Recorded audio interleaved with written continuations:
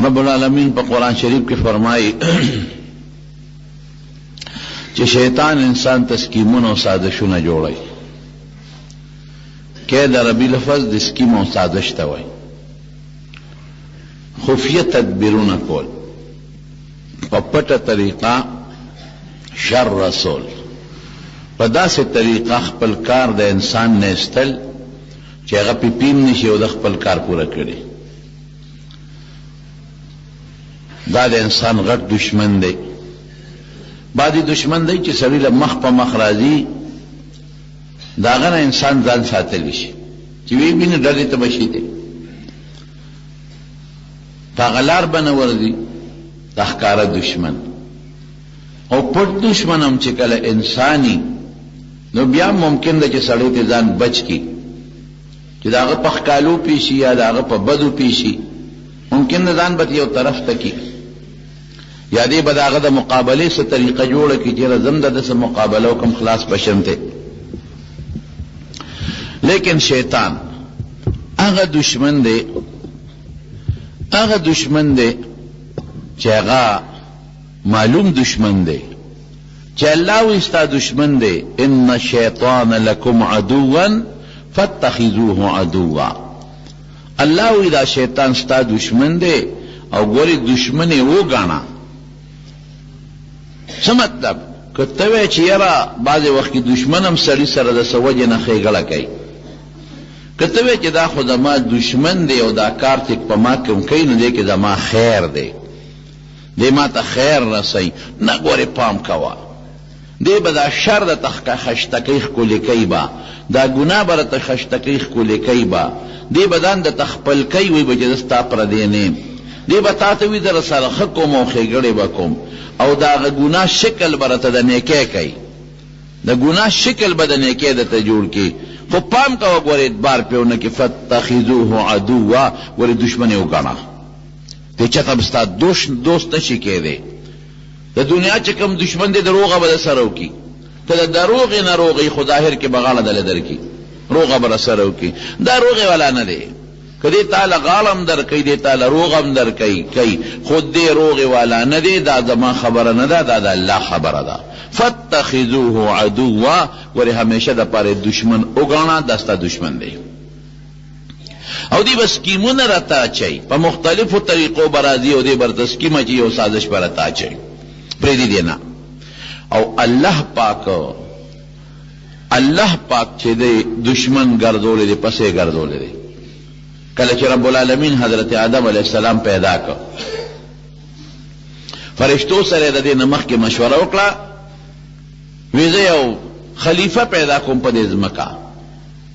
چې زما کوم د احکام شرعیه او د شرعي احکامو د رسولو کار دی، هغه ذمهداري دې ته ورسپارم. فرشتو سره مشوره کوله، فرشتو ورته وی چې اتجعل فیها من یفسد فیها ویسفک الدماء ونحن نسبح بحمدک ونقدس لک. الله د دې نه مخکې خو تا پیریان پیدا کړي، هغه هم دې دپاره تا پیدا کړل چې زما حکمونه به دې راوړي او زما احکامات به پوره کوي. هغې خو په ځمکه کې لوی فساد شروع کړو، وینې تویې کړې، جنګ جګړې وکړلې. دقسې به دین پرې مخ د ځمکه وینې تویې، جنګ جګړې به کوي، الله تا به خفه کوي. مه پیدا کوه. رب العالمین او فرمایل انی اعلم ما لا تعلمون، زه پوهېږم او تاسو نه پوهېږئ. پیدا کوم دا انسان. حضرت آدم علیه السلام یې د ځمکې د مخ د خټې نه جوړ کو، او چې کله جوړ کو پیدا کو نو اقا فرشتو ته وی چې اسجدوا لآدم، دې آدم ته سجده وکړي. دا ابلیس د ډېر عبادت د وجې نه او د ډېرې نیکۍ د وجې نه په فرشتو کې اوسېده، ډېر لوی عبادت گزار. او امام غزالی رحمت الله علیه لیکلی دی چې د رب العالمین 80,000 کاله عبادت کړی دی. دا ډېر شی دی. زموږ دا پښتانه وایي د فرشتو استازو، دا دروغ دی. ښه، د فرشتو استاز نشته، د فرشتو استاز رب العالمین دی. فرشتو ته څه خوله؟ د سکول تختې ورته خوله، فرشتو ته کالیب زبر او با زبر به ورته خوله، او که فرشتو ته د موبایل چلونه خوله، استادی مستادی پکې نه ده، دا هسې د خلکو خبرې دي، د فرشتو استاد نو، او نه د فرشتو دې ته ضرورت شته چې ابلیس ته زمونږ استادي وکړي او مونږ د هغه شاګردان شو. داسې د ښځو خبرې دي، مشورې دي، او زمونږ په عوامو کې مشورې کړي دي. خو دا ده چې فرشتو کې اوسېده د ډېر عبادت ته وجه نه. نو دې پکې ناست دی، نو رب العالمین اعلان وکړ چې اسجدوا لآدم، دې آدم طرف ته سجده وکړئ. بس فرشتې خو فټافټ په سجده پرېوتې، سجده وکړه، ده ونه کړه. چې کله سر اوچت کړ فرشتو وې کتل چې خو دې سپېره خو سجده ونه کړه، دا شکر دی چې مونږ داسې د په شان نه یو پاتې شوي. نو د شکریې نه هغوی دویمه سجده مو کړه. شکر د وجه شکر دی خدایه چې دغسې سپېره مونږ نه شو. د دې وجې نه علما لیکي چې په مانځه کې په هر رکعت کې 2 سجدې دي، دویمه سجده مو کړه. الله پاک د نه تپوس وکړ، وی تا ولې سجده ونه کړه؟ ما منعك ان تسجد لما امرتك، ما د ته حکم وکړ چې سجده وکړه، تا بیا ولې سجده ونه کړله؟ دې دا کدی ویلي و چې غلطي وشوه، ممکن ده چې الله پاک معاف کړی وي. کدی و چې الله بس خطا شو، ممکن ده چې رب العالمین معاف کړی وي. لیکن دې څه کوي؟ الله ته وایي زه دې خلقتني من نار وخلقته من طين، اسجد سجده وکم لما خلقت طینا، زه د اور نه پیدا یم، اور لمبه څنګه سری او اوچت دي، اوچت برا. او د دنیا خلق که څوک ور نږدې کېږي د ده د نږدېکت ته مخکې دوړه کړي ختم کړی وي. دی د خټې نه پیدا دی، تکه توره خټه ځمکه باندې پرتی، خلق پې خپېږدي، مردارې پکې غورځوي، غول او متیا دی پې د پاسه خلق کوي. نو ما غوندې شی په ده ته سجده کوي. ګوره که دې خیالي که نه، اوس هم دا بعضې خلک دا خبره کوي، زه به دغه ورځم اوس معافي به ترې غواړم. دا شیطاني غول په دې سر کې پراته دي. زه به ده ته وایم چې ما معاف کا، زه به دله کوڅې له ورځم. دا دله لفظ چې وایي لیکې څه مطلب دی؟ چې زه خو ډېر لوی سړی یم او دا ډېر کمزوری دی.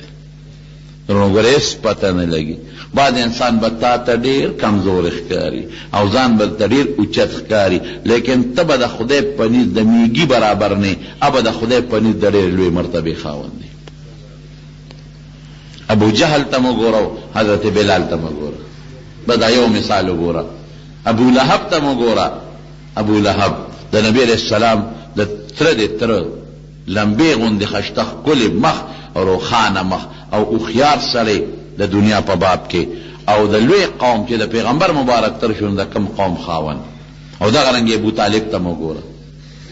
او بل طرف ته حضرت بلال ته وګوره، حضرت ابو هریره ته وګوره، حضرت عمار ته وګوره، حضرت یاسر ته وګوره، او زنانه بیبي سمیه ته وګوره. قسم دی چې دا ټول ابو جهل او عتبه او شیبه کافران راغون کې چې د یو بلال نوک ته هم د خدای په نزد نه رسېږي. دا هم د منډو خاوندان، ځان ته به لوی خلک وي. او دا ټکي هغوی ویلي دي، نبي علیه السلام ورته ویې راځئ زما دا قرآن واورئ. او ګورې مه کوئ مسلمانان چې هغوی به ورته څه ویل، دې خلکو سره مونږ په یو صف کې کښېنو، دا چې پرون زمونږ غلامانو، پرون زمونږ برایانو، دوی سره دا دوی سره دا انداز د خبرې دا د کبر دی، دا کبر، دا کبر د شیطان عادت دی، دا لوی د شیطان عادت دی. په کبر رب ذوالجلال ډېر زیات خفه کېږي. الله پاک وایي الکبریاء ردائی، لوی زما صادر دی، زما جامه ده، چې څوک ما سره زما په جامه کې را دننه کېږي زه به یې خوار او ذلیله کړم. زما جامه کې ما ته مه را ننوځئ، زما جامه ما اچوئ، دا ډېر لوی جرم دی، په دې زه خفه کېږم. نو د څه ووایي په جواب کې؟ زه ده ته سجده وکړم، دا خټې نه پیدا او زه اور نه پیدا. رب العالمین ورته وایي وځه ورک شه، شبه زر وځه، تا له زما مخکې په دې مقام کې کبر مناسب نه دی. کبر خاصم زمانی خوخه، خو بیا زما مخکې کبر کې عظیم کبر مناسب نه دی. بیا زما په وړاندې زما خوا کې دی وخت کې کبر کې وځه ورک شه، را په مخه یې کړه او دنیا ته یې راوشړه. هلته رب العالمین ته یو څو قسمونه وخوړل، وایي ښه د برکت نه خو دې زه ملعون کړم زما د 80,000 کالو عبادت ته په بوله وکړو خو دې به هم رانه نه بچ کېږي هر طرف نه به په ده حمله کوم د مخې نه به هم ټرای به کوم کوشش به کوم د شا نه به هم ټرای کوم کوشش به کوم ښي طرف نه ګس طرف نه بره نه لاندې نه رو به ګورم خو دې به دله زه دې دوزخ ته به دله رسوم پرېږدم به نه الله وی زه تم تکړه شه خو زما رحم هم تا نه دی لیدلی تم تکړه شه تم تکړه شه خو چې ته هر څومره ګمراه کې او دې ما ته ځان دقه عجزه کي کم چې تا کبر وکړه دې مقابله کې ځان ته ما عجزي وکړي دا هر څه به ورته معاف کړم معاف به کړم خو چې دې کبر نه کوي او ځان ما ته ذلیله کړي او عجزه کړي ورونو په دې خبره که تاسو لږ سوچ وکړو دا شیطان چې خدای ذلیله کړ او دا شیطان چې خدای پاک دشمن شو دا په څه باندې دا زمون د وجې نه ګورې د آدم علیه السلام د وجې که آدم علیه السلام ته سجده کړې و نو خدای به دلیل کړی نو الله چې دا دې برباد که پس خدای ته خو سجده کوله د الله ذکر یې کو لګیاو هغه اسمانونو کې د خدای ذکر کو خدای ته منځونه کول روجې هم نیولې الله لې هم کول تسبیح هم اړولې خود خواری یې کوله ذکرونه یې کول هغه وخت چې کومه خواري وه هغه لګیاو هغه خواري کوله لګیاو خو چې خدای ذلیل که د چا د وجې نه ذلیل که زمون د وجې نه د آدم علیه السلام د وجې نه نو الله به څونه خفه کېږي څه به وایي چې ای ظالمه انسانه ما خو ورسره خپله دشمني نه وه زما په خدایه کې خو ده ځان ما سره نو شریک کړی زما شرک خو ده نو کړی ما ته خو ده کنزل نو کړی ما ته خو سجدې کولې زما خو عبادت کو زما خو روجې نیولې زه خو رضا کولم خو سپېره چې دا ما روشړ او را رخصت مې کو دا خو مې ستا د وجې کړي دي که نه انسان دا خو ما ستا د مخه د سره دا ارس وکړل نو اوس ستا خپل شو زه دې پردی شوم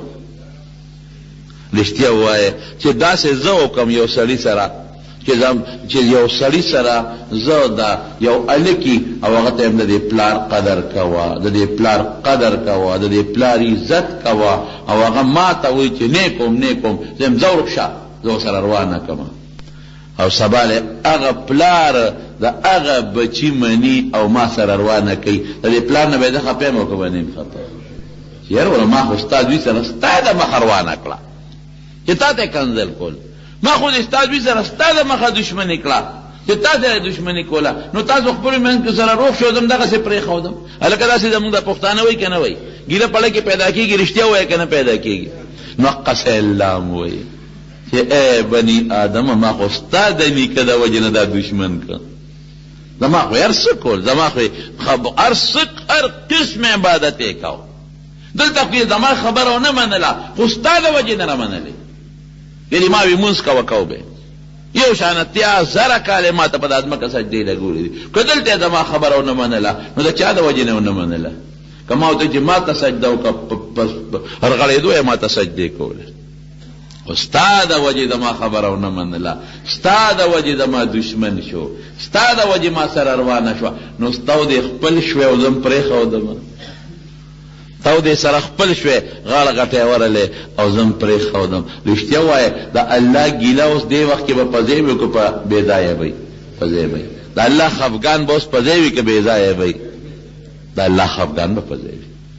نو الله ځکه وایي چې دا شیطان لکم عدو زما نه دی ستا دشمن دی زما عبادت یې کوه لګیاو فاتخذوه عدوا یارانه ورسره مه کوه ما ستا د نیکه د وجې د جنت نه را رخصت کړی دی ما ستا د نیکه د وجې د اسمانونو نه را رټلی دی او را شړلی مې دی نو د سره خپلوي مه کوه پې خفه کېږه ستا د وجې ورسره زما روانه شوه نو هسې نه چې تو دې سره جوړ شي او روغ شي او دوستانه جوړه شي ما همدقسې پرېږدم شیطان ستا دشمن همیشه د پې دشمن او کنده د لکنۍ پرېږدي دی نه دا زما خبره نه ده دا د رسول الله مبارک خبره ده او دا د رب العالمین خبره ده دشمن دی او دی په مختلفو چالونو راځي او هېڅوک هم نه معاف کوي هېڅوک هم لومبې غذارې هم په حق آدم علیه السلام په زوی وکړو چې راکوز شو لومبې غذارې په هغه وکړه او د آدم علیه السلام یو زوی یې راونیوه قابیل او بلې پې مړ کړه. ورته اقا وخت نه شروع کړه. دا یو ځل به یو هلک او جینۍ پیدا کېدل، د آدم علیه السلام د بیبي نه حضرت حوا نه علیه السلام. نو بل کال کې به بل هلک او جینۍ پیدا شو. نو هغې کې قانون ده چې دا خو خپل رور خور، نو قانون به ده چې ده سره کم برغونې به پیدا و، نو هغه سره به وله نکاح نه کوله. هغه بل کال چې به کم پیدا و برغونې، د هغې خور نکاح به دې رور سره وکړو، د دې خور نکاح به هغې سره بل څه وله. نو دا یو نظام. قابیل سره چې کومه خور پیدا و برغونې خشته وه، او حابیل سره چې کومه خور پیدا و برغونې هغه لږ پټې هغسې خشته نه وه چې څنګه هغه بله خشته وه. آدم علیه السلام دا الله د قانون مطابق قابیل ته وایي چې تعالی هغه د حابیل خور په نکاح کوم، او حابیل ته وایي تعالی به د قابیل هغه خور په نکاح کوم. وایي نه نه نه نه، ګور عقل یې چله چې کوم ما سره پیدا ده نو زه مستحق یم چې د دې سره نکاح وکړم، او چې هغه سره کومه پیدا ده نو هغه پیشه او خپله خور یې پیشه. دا ورته شیطان چال ور واچو. دا څومره چالونه چې په دې ذهن کې چې دا خبیثه کوي. او که ته وایې چې زه به پسه پیژنم، دی خو ما ته نه ښکاري، پس به پیژنم چې دا شیطان چال دی. نو اسانه خبره ده چې د خدای خلاف او د رسول خلاف کومه خبره تا ستا دی اړه راځي، او به د شیطان چال. او چې د خدای او د رسول خلاف خبره دی اړه نه راځي، د الله او د رسول د منشا مطابق خبره دی اړه راځي، دا به د الله د طرف نه او د فرشتې د طرف نه وي. دا اسانه پیژنګلو ده. نبی کریم صلی الله علیه وسلم فرمایي ان للشیطان لمتن بقلب ابن آدم، د انسان د زړه ته یو خوا شیطان ناست دی وسوسه ورته اچوي. او بل طرف ته وان للملک لمتن بقلب ابن آدم، بل خوا فرشته ناسته ده او ورته هغه نیکي ورچوي چې دا کار وکړي. شیطان ورته وایي مړه پرېږدی، ماسخوتن به دا مونځ په شریکه ټول یو ځای وکړي، خو څه کوې اودسونه به کوې او په دې یخ اوبو باندې چې ماسخوتن شي د یاره اوس بس اودس کې یخني ده، د سم له سبا به که خیري قضا وکړي، سبا بل ورځ او د بل ورځ دا امیدونه او سوچونه کوي. هلته ورته هغه فرشته وایي چې نه که نه الله خفه کېږي، دا مونځ ورته وکړه، الله خوشحاله که، الله مه خفه کوه. نو ګوره پېژنګلو اوس دلته راله چې تا ته وایي یخني را اودس مه کوه، او بل طرف ته وایي نه الله خوشحاله که. دا لومبې څوک دی؟ دا شیطان. دا دویم څوک دی؟ فرشته. ګوره پته ولګېده که تا ته وایي دا شراب اوس که مړه ډېر پته به ولګي چې دې څنګه خوند دی، او ډېر خشته شی دی، او ډېر طاقتمند شی دی. هلته بل وایي ګور مه کوه الله خفه کېږي. نو اوس دا لومبې څوک شو؟ شیطان. دا دویمه فرشته شو.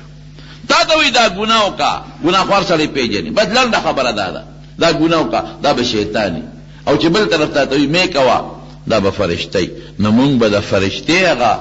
چړه ته زمونږ کومه خبره راغورځوي. خلک پښتانه نه وایي وی دا یو له مې وایي چې دا کار وکړه، او دا بل له مې وایي چې دا کار وکړه.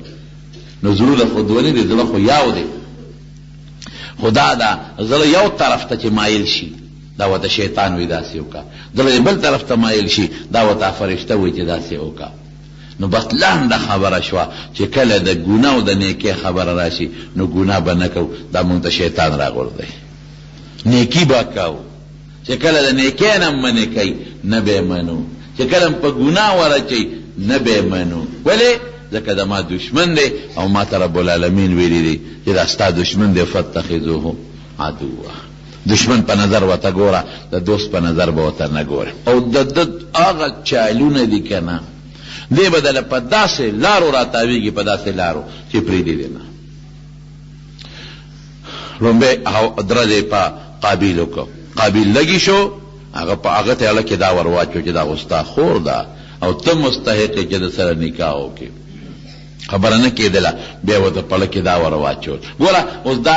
که ته وایې چې ده ته څه پته لګېده چې شیطان دا ته ویلي دي، او چې د پلار مقابله یې کول او د پلار مخالفت یې کول، نو دا څه شی شو؟ څه شیطان. بیا ورته وایي داسې وکوه چې دا رور دی نه دی حابیل، دا د مخې لر که مړی که. اوس خو دا جنجال د ده له وجې نه جوړ دی، نو چې دی د مخې نه خوا شي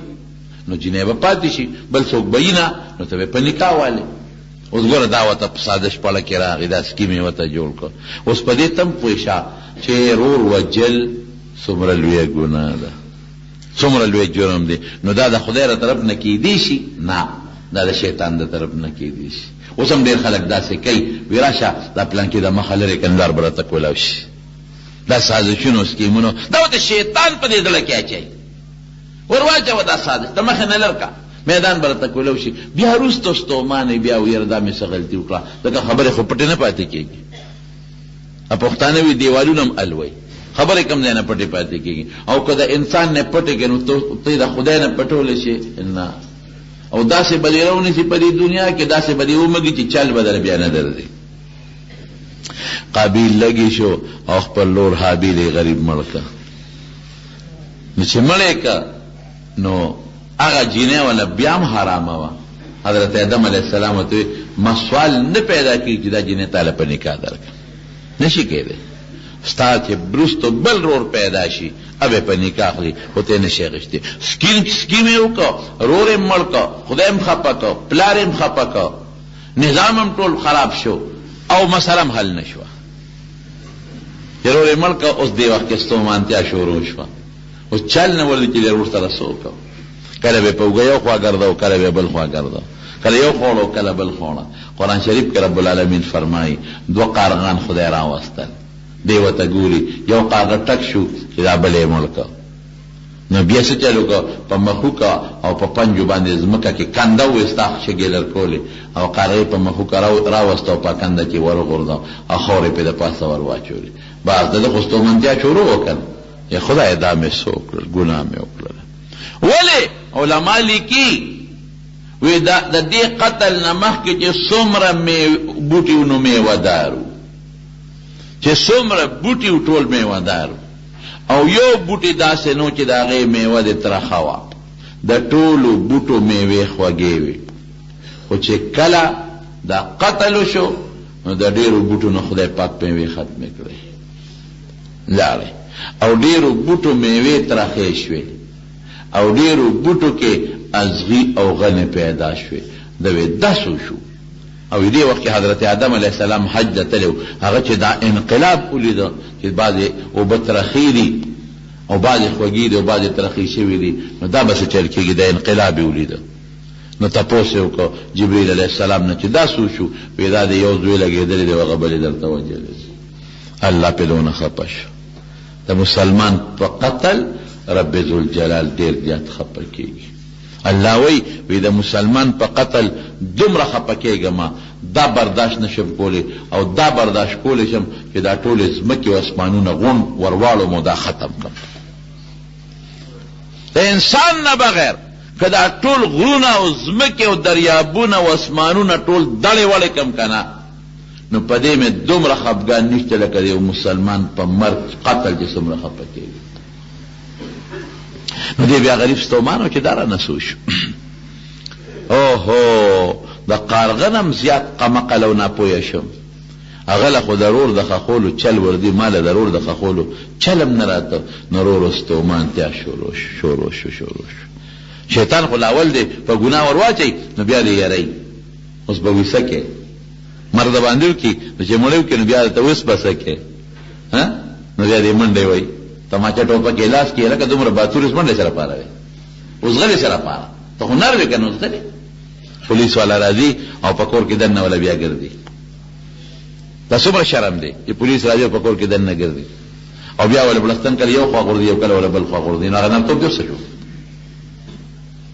او د سره خو دې په 100 روپۍ جنګ کو په 100 روپۍ دی وجو پولیس ته خو 1 درو 1 لک روپۍ ورکې نو پیسې له کو نه پیسې وروسته شوې جج له سونه ورکې مقدمه کې وکیل له سونه ورکې څونه پیسې تاوانې کې دا ټول شیطان د 200 روپو د پاره تباہ کیو که تباہ نه کی د خدای دشمن کی د خدای دشمن شو مال ته روان شو لار یاره پراله دماغ پریشانه خلق ته پسپک نظر ګوري صحت خراب شو مالی تاوان بدنی تاوان مالی تاوان د خدای دشمنی څومره لوی جنونه دا ټول شیطان په سړي باندې حضرت ابراهیم علیہ السلام له څه کار کاته هغه بل کار کاته خو الله مدد خو کوي د پیغمبر سره رب العالمین ورته حکم وکړ ودا زوی د حلال کا وګدا قصه ده دوی سره مشوره وکړه بچې څنګه وکړو ما ته خو الله حکم کوي انی ارى فی المنام انی اذبحک فانظر ماذا ترى سره سوچته هغه دوی خو د نر پلار دیو کنه او ته یا ابت افعل ما تؤمر ستجدنی ان شاء الله من الصابرین. مشورې روانې دي کېږي. د مشورې نه مخکې چې کله بوزي دغه میدان لا نو دا ابلیس ولا دا انسان په شکل راغی و دې چېرته روانې بابا مې قرباني کوي په قرباني کوي نه کوي تعالی علی هلکې وتا چوله چې دې وتښتي چې ښه بابا ته ما لالی ولکه چې درنه وتښتم لاړ شم او ته څه وایي ګوره شیطان وسوسه راده که نه لیکن هغه د شیطان مقابله کوي او ته څه وایي او ته وایي چې تا پلار به لګي شي او زوی به علال کی او بیا داسې پلار لکه د ما د بابا په شان دی او بیا داسې زوی لکه د ما د زوی په شان زه چې څنګه یم پلار به څنګه زوی علال کی او بیا د ابراهیم علیه السلام غوندې پلار او د اسماعیل علیه السلام غوندې زوی دا کېدی شي بې وقوفه ای خره دا کېدی شي او ته څه وایي او دوی ستا پلار وایي چې ما ته خدای ویلي دي نو د خدای خبره خو به مني بیا که نه چې د خدای خبره پکې راله نو بیا خو هر څنګه پلار چې د خدای خبره به مني هر څنګه زوی چې دی ورته څه وایي وایي چې خدای ورته ویلي دي نو تاسو ما له سره پرله خو یې خره چې کوي ګوره دا مقابله شو هلته لاړ ابراهیم علیه السلام لا وایي څه کې وایي قرباني کوم ټیک ده اندازه دې داسې لکه چې دا زوی لالی ما کوه پام کوه دا خوب مطلب بری دانی ګورې دا بی دانی دا بی ورته وایي دانی او دانی پکې پرېږده خوا کېږه کاڼي واغې په دا سر دې ولم یو څو غزاره یې پې هم کړل څومره لوی خبیث یو پیغمبر او دواړه پیغمبران خطا کوي کوشش کوي او خپل محنت کوي لیکن رب العال هغې دواړو کې چې همت و دا د سکیم او سازش په اوبو کې لوش اقا زوی ورته بابا حلال به که هېڅ خبره نشته دی شیطان به خپل کار کوي او دې داسې ذلیله که چې تر قیامته پورې هغسې ذلیله کېږي اوس قصه روانه ده او هغه ځای له خلک ځي او اولي یو ځای په اوو کاڼو اولي بل ځای په اوو کاڼو اولي او بل ځای په اوو کاڼو اولي دومره خدای پاک یې ذلیله که او ښځې ورپسې چپړه راوالي په چپړه به یې نولي ښځې ورپسې کیله راوالي او باید سړی دې هلته هم ګورې خپل چال وباسي ځکه په چپړه ویشتل خو نشته دې هلته ورته پړه کې واچي چې ما په چپاړه وله دا ګوره شیطان نم دی ښه دا تیږي دی شیطان په دې ولاړې دي چې دا ته ورته شیطان مې په چپاړه یې وله او بیا ورته څه وایي وایي لږ کنځل هم ورته وکړه همدې ورته وایي لږ کنځل لاته وکړه کنځل ورته وکړه نو ډېر پښتانه پکې داسې وي چې کاڼه راولي هېڅ ستا وایي ښځه داسې وګوري په دې به دا شیطان خفه شي ولې چې چا ته ښځې کنځل کوي هغه پرې خفه کېږي که نه نو چې زه ته ښځې کنځل وکړم نو دې پرې خفه کېږي دې به خفه شي او چې څومره ما ته د ښځې کنځل کوي نو لکه سوچک غواړي چې راکړې زه پرې خوشحالېږم ولې زه په دې ګوره هغه ته شیطان وایي چې د ما ښځه نه چې هر څه یاد که یاد که خو چې ته د خدای نه لرې شي چې رب ده نه خفه شي نو ما غرضم دقه دی چې رب ده نه خفه کوم هر څومره چې ما ته کنځل کې او ما یادی په بدو یادوه خو چې ته د خپل خدای نه لرې شي ګوره د هغه یو میشن دی بس هغې کې کامیاب روان دی ډېر مسلمانان یې د خدای نه لرې کړل او زما بالخصوص په دې موبایل باندې په دې موبایل نن سبا په فیسبوکونو او د موبایل په ګندو تصویرونو په فلمونو کتو باندې رښتیا وایم که غلطه درته وایم ټوله دنیا لګیا ده نیټ کوي نیټ په موبایل نیټ شروع دی او په نیټ کې ګنده فلمونه پې ګوري او ګنده تصویرونه ځان ته رامخکې کوي تاسو نه دې تپوس کومه ته خو پې خوشحالېږي چې دا نیټ کې خو په دې الله خفه کېږي که خوشحالېږي تاسو هم تپوس کوم الله پې خفه کېږي نو ولې شیطان خوشحاله والله خفه کوي هلکان هم لګیا دي جنکې هم لګیا دي په شپږ زره واخیست سبا په 2000 خرڅېږي نن دې په شپږ زره واخیست سبا په 2000 خرڅېږي او پکې هغه پیسو باندې چې پکې کارونه اچوي دا ځان له تاوان نو مالی تاوان نیم دی بدني تاوان نیم دی د سترګو نظر لري تاوان دی نور صحت لري تاوان دی او د هغې چې کومه غریزونه دي ستا په دې غوږ ورتېرېږي نو کینسر او دا د دماغو بیمارۍ هم پیدا کوي ډېر احتیاط کوئ په موبایل کې بې ضرورته موبایل چې قطعا استعمال نه کوي بې ضرورته مې استعمالوي ما ته باندې دوستان ټلیفون وکړي او یو خو د موبایل په خبرو په چل څوک پوهېږي نه، شیطان منځ کې راستي بس کړ ما ته به ټلیفون وکړي څوک خبرې کوي. قانون دا دی چې څوک چاته ټلیفون وکړي اول به خپل نوم ووایي، د فلانکي کلي نام به وښیي، هغې نه پس به هغه ته ووایي ته پلانکې او د پلانکې او د ټولو نه مخکې به سلام واچي السلام علیکم. بیا هغه نه تپوس وکړه یاره د ما څه ضروري خبره ده ته دې وخت کې اوزګار یې، نو که هغه اوزګار یې ډېره ښه ده که نه اوزګار یې ته به وایي ګنټه پس به خبرې وکړي. نه څوک خبرې کوي خدای خو چې تاسو ملو کړی دی هغه یم که نه نه څوک خبرې کوي سلام ملام غواړو شته نه په سلام غواړو څوک پوهېږي نه چې سلام وکړي. بیا به ورته وایي څنګه خیمه یاره بس دا مې ستا نمبر د چا نه زده کړی چې ورګه مولوي صاحب سره به لږ ګپ شپ ولګو زه اوس ګپ شپ ته اوزګار یم ګپ شپ ولګو. یو راته وایي ډېر ښه سړی دا ما ته چې کوي دا د مینې نه کوي. یو ما ته وایي ګورې جي مه بندوه ما پکې پیکج اچولی دی مه بندوه دو ته ګنټه پیکج اچولی زه به لګیا یم وایي بند نه کړې ګورې ما پکې پیکج اچولی دی نو لګیا زه هم داسې کار نه نه که دا مه بندوه ما پیکج اچولی دی مې هغه داسې وکړم ماسخوتن باندې نه پس پیکج واچوه نو بیا به زه خبرې اترې وکړو. نو یو به موبایل فضول نه استعماله د دې په ځای که مونږ الله یاد کړو الله الله الله نو شیطان هم خفه که الله هم خوشحاله کړه. د دې په ځای که مونږ تسبیح واړو مونږ لا اله الا الله وایو نو الله هم خوشحاله کړه او شیطان هم خفه کړه. او په دغه کې فضول لګیا یو نو الله هم خفه کړه او شیطان هم خوشحاله کړه. نو شیطان به نه خوشحاله و څوک به خوشحاله و الله به خوشحاله و. نو ابراهیم علیہ السلام او اسماعیل علیہ السلام لم کار کړه هغې ته خدای پاک بچ کړل. په مختلفو لارو راځي چاله ګوره د نیکۍ په لاره راځي بدعات پې کوي بدعات پېژنې هغه کار د نیکۍ کار چې خدای او رسول نی ویلي پته کوي د نیکۍ کار به د نیکۍ خدای او رسول به نی ویلي. نبی کریم صلی الله علیه وسلم فرمایي من احدث فی امرنا هذا ما لیس منه فهو رد. په دین کې چې چا نوی کار وکړو او ما خدای نی ویلي فهو رد ختم. دا به نه کوي دی به څه کوي دی به هغه چلونه هم کوي دی به تا ته وایي د زیارت له ورشه که نه او یو غلاف یو سو د پاسه پې واچوه نیک بنده دی که نه د نیکانو قبرونو خو خیال ساتل پکاري که نه نه نه نه خدای په دې خفه کېږي نه به کوي د زیارت د شم یو څه که نه خو په دې ګوټونې وله کېده مړه دا خو د خدای نیازبین دی او زوی که غواړې نو یوه غوټه دربوله ورکه او که دوه غواړې نو دربوله دوه غوټې ورکه او چې درې دې ورکړې نو درې زامن به او که سبق دې سم نه یادېږي نو د زیارته کاڼې به راوالې او په دې یو به لاندې کې او بل باندې او په دې ژبه به لږ ټک ټک وکړې نو ژبه به دې ښه مضبوطه شي.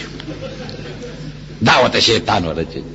ګوره دا په نیکۍ ورغورځوي. دا چاته کوي دا هغه چاته کوي چې څوک نیک سړی دی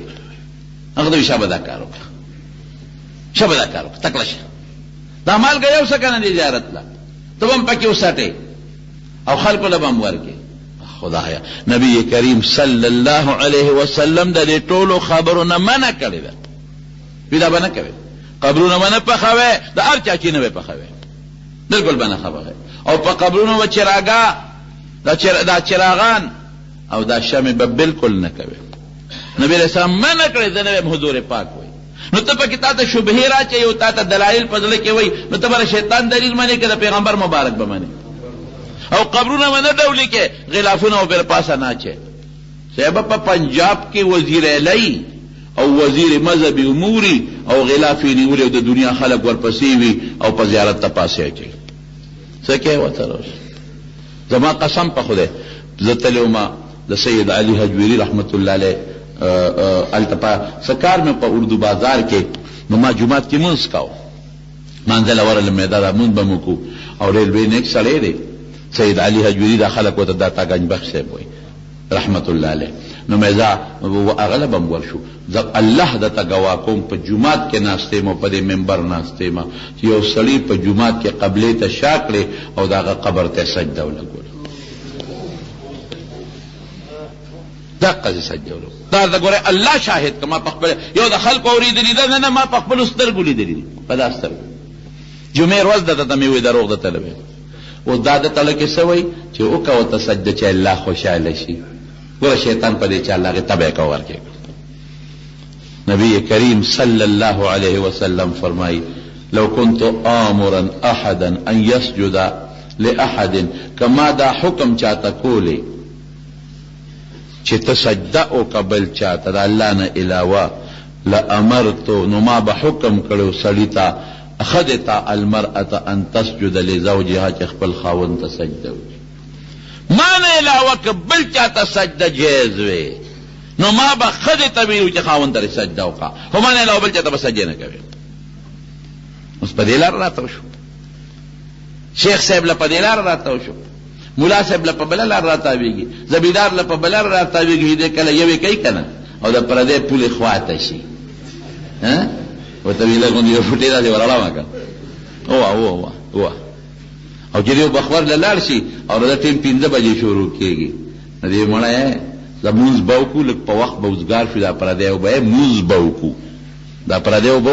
راماتې کا پردی وار بند کا او بس زر به چې هغه راځي زه به تللی یم یا لکه خو بند شلیدلې و نو پوله شلیدلې و نو